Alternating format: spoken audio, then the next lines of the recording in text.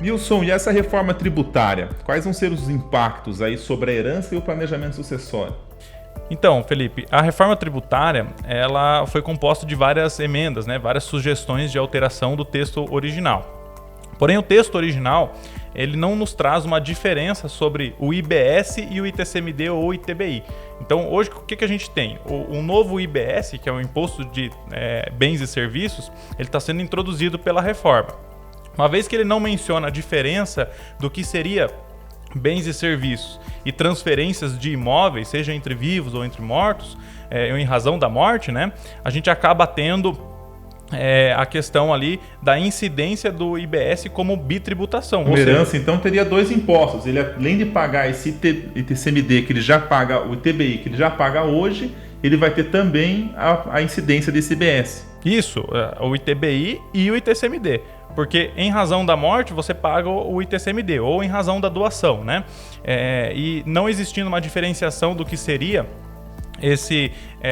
a incidência desse IBS ou do ITCMD, se teria uma diferença, ele possibilitaria essa bitributação. O que aconteceu, na verdade, foi que existiu uma emenda, né, uma proposta ali trazida pelo deputado Toninho do PP, que nos trouxe um texto isentando a transmissão de bens em corporações imobiliárias, transferências de bens imóveis, né, do IBS, ou seja, isentou essa bitributação que ocorreria tanto no ITBI quanto no ITCMD que a gente já tem hoje, né? Essa proposta dele foi aceita aí pela Câmara dos Deputados. Esse texto ele não é final, né? Até que ele sofra todas as suas alterações, aí vai ter muito vai e vem, né? Ele vai ter muita mudança aí com certeza, né?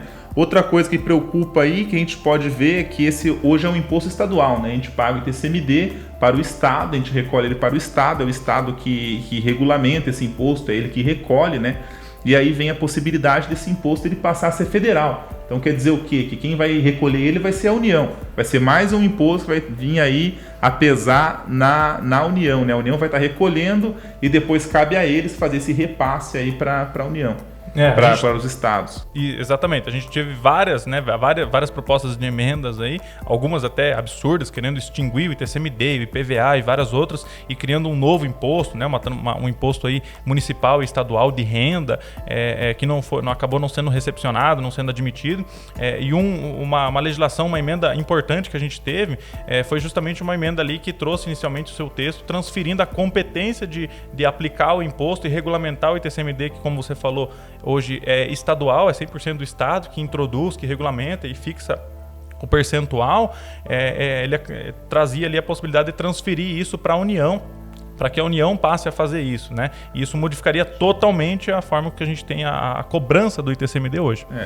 Imposto o texto ele não traz para nós as alíquotas, né? Ainda está muito cedo para a gente falar em alíquota, a gente não consegue fazer uma comparação direta, uma vez a gente não sabe quanto por cento vai ser esse imposto, né? Mas ele já fala para nós que o imposto sobre herança ele pode ser progressivo, né?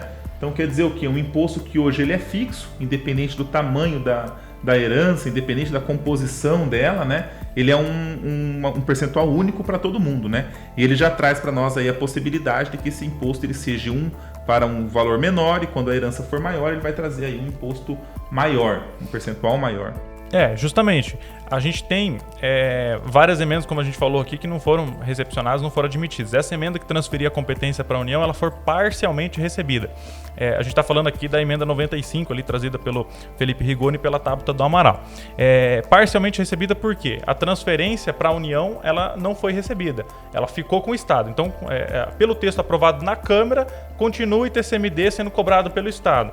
Porém, ele já trouxe ali a possibilidade, né, na verdade a exigência, né, não é nem uma possibilidade, é uma obrigação de que esse imposto seja progressivo. Ele vai ser progressivo e em razão dos bens que são transferidos. Então, como você bem falou, né, as famílias mais ricas, que têm mais patrimônio, vão acabar pagando um percentual de imposto, uma alíquota maior. As famílias com menos patrimônio, mais pobres, pagam um percentual um pouco menor, né?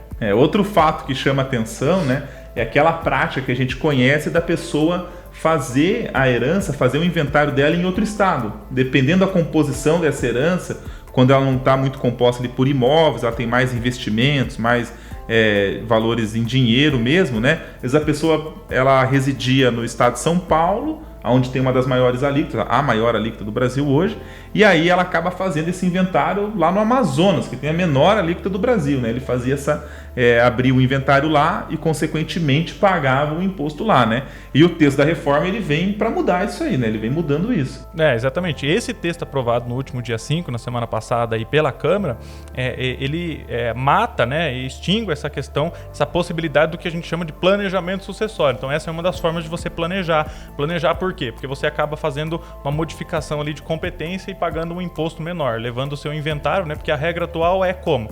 Aonde inicia o inventário, para bens móveis é onde vai ser cobrado o imposto. Então, no estado que a pessoa iniciava. Então, podia iniciar o inventário lá no Amazonas, como você falou, né? E agora essa regra mudou. Vai ser sempre aonde morava a pessoa que faleceu, né? Então, aonde a pessoa, o decúgio, né, que a gente chama, veio a falecer, o último domicílio dele, por exemplo, foi no Paraná. Então, a alíquota que vai se aplicar é a do Paraná. Um ponto bem importante sobre isso é a questão das alíquotas hoje, né? No Brasil, você poderia explicar um pouco para a gente como é que funciona as alíquotas hoje do ITCMD? No cenário atual, como é que funciona, né? Então, a gente tem lá um imposto que ele é regulamentado e recolhido pelo Estado, o ITCMD, mas ele tem a alíquota máxima fixada pelo Senado. Então, o Senado vem lá e ele fala para nós, a alíquota máxima é 8% e cada estado vai cobrar o seu percentual, né? Então, estados mais pobres vão cobrar um percentual menor, estados mais ricos vão cobrar um percentual maior, né? E aí a gente tem aí no texto da reforma uma mudança nesse cenário.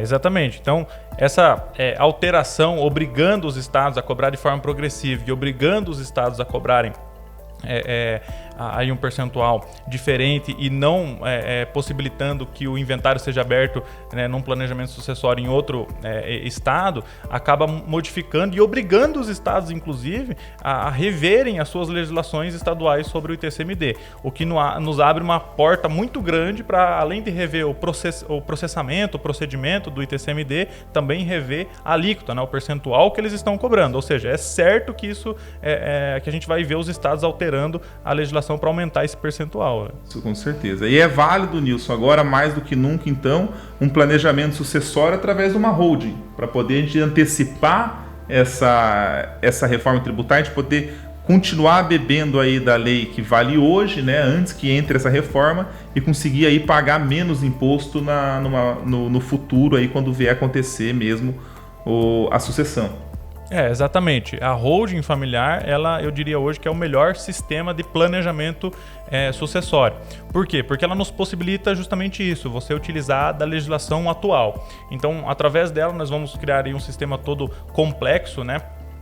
Empresarial, onde a gente vai beber da fonte do direito empresarial para trazer cláusulas contratuais em contratos societários e trazer todas as garantias que a gente possibilita ali, traz para o nosso cliente, e além disso fazer ali através da doação com reserva de usufruto a incidência do imposto, que seria o ITCMD, sobre a legislação atual. Ou seja, se lá na frente, quando a pessoa vier a falecer, a lei tiver mudado, o imposto tiver aumentado, a família não vai ser impactada por isso, porque ela já pagou o imposto agora, né, com a legislação atual.